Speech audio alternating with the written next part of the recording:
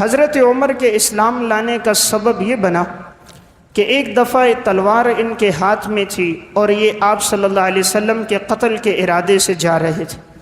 راستے میں نعیم بن عبداللہ سے ملاقات ہوئی۔ فرمایا عمر کہاں کا ارادہ ہے؟ کہا آج معاذ اللہ محمد صلی اللہ علیہ وسلم کو قتل کرنا ہے۔ انہوں نے کہا پہلے اپنے گھر کی تو خبر لو، تمہاری بہن فاطمہ اور بنوئی مسلمان ہو چکے ہیں۔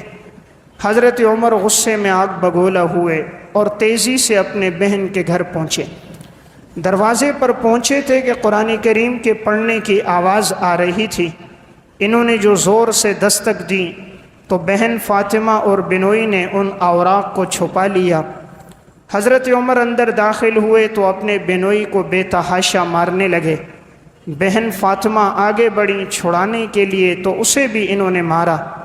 تو بہن نے اس موقع پر کہا عمر جو کرنا ہے سو کر لو، اب اسلام کی محبت میرے دل میں بیٹھ چکی ہے۔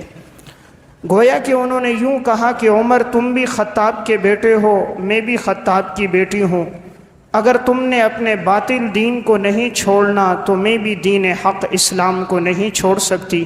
عمر جو کرنا ہے سو کر لو۔ جب بہن کی استقامت دیکھی اور ان کے جسم سے بہنے والا خون دیکھا اور ان کے اسلام کی اس دعوت کو، تو انہوں نے کہا کہ مجھے بھی سناؤ تم کیا پڑھ رہی تھی؟ تو کہا لا یمسہ الا المطہرون، قرآن کو تو وہ ہاتھ لگائے جو پاکیزہ ہو، تم ناپاک ہو غسل کرو پھر آؤ۔ چنانچہ حضرت عمر نے غسل کیا اور ان کے سامنے سورہ حدید کی ابتدائی آیات اور بعض روایات میں ہے سورہ طٰہٰ کی ابتدائی آیات پڑھی گئی۔ حضرت عمر کی آنکھوں سے آنسو بہنے لگ گئے اور اسی موقع پر انہوں نے کہا مجھے حضور کی خدمت میں لے کر چلو تاکہ میں اسلام قبول کر دوں۔ آپ صلی اللہ علیہ وسلم نے دعا کی تھی اللہم اعز الاسلام بعمر ابن خطاب، یا اللہ تو اسلام کو عزت عطا فرما۔ اللہم اعز الاسلام بعمر ابن الخطاب، کہ عمر کو اسلام کی دولت دے، یا عمر بن ہشام ابو جہل کو اسلام کی دولت دے۔ تو اللہ تعالیٰ نے حضور کی دعا کو قبول فرمایا اور عمر کو اسلام کی دولت سے مالا مال کیا۔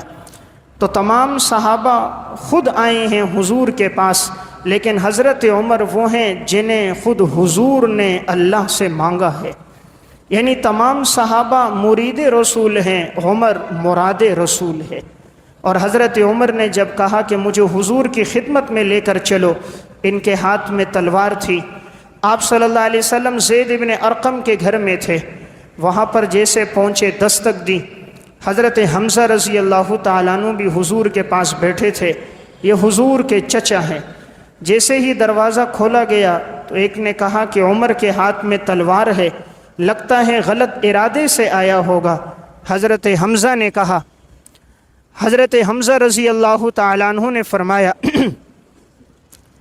کہ تم عمر کو آنے دو، اگر عمر غلط ارادے سے آیا ہے تو عمر کی تلوار سے عمر کا سر قلم کر دوں گا، آنے دو عمر کو۔ دروازہ کھولا، حضرت عمر آئے اور کلمہ پڑھا۔ آپ صلی اللہ علیہ وسلم خوش ہوئے، صحابہ نے اس موقع پر خوشی میں نعرہ تکبیر لگایا اور مکہ کی گلیوں میں پہاڑوں میں ایک آواز گونج گئی۔ حضرت عمر کا اسلام لانا تھا کہ اللہ نے پھر اسلام کو تقویت دی تھی اور فرمایا یا رسول اللہ ہم حق پر ہیں۔ آپ نے فرمایا جی حق پر ہیں۔ فرمایا تو آج کے بعد کوئی نماز ہم خفیہ ادا نہیں کریں گے، آج کے بعد نماز مسجد حرام میں ادا ہوگی۔ حضرت عمر رضی اللہ تعالیٰ عنہ تلوار لے کر آئے، مسجد حرام میں پہنچے اور کہا جس نے اپنی بیویوں کو بیوہ کروانا ہو، اپنے بچوں کو یتیم کرانا ہو، وہ آئے عمر کا راستہ روکے۔ کون اور کس کی مجال تھی کہ عمر کا راستہ روکتا؟ تو حضرت عمر کے اسلام لانے سے اسلام کو تقویت ملی اور پھر نمازیں مسجد حرام میں ادا کی گئیں۔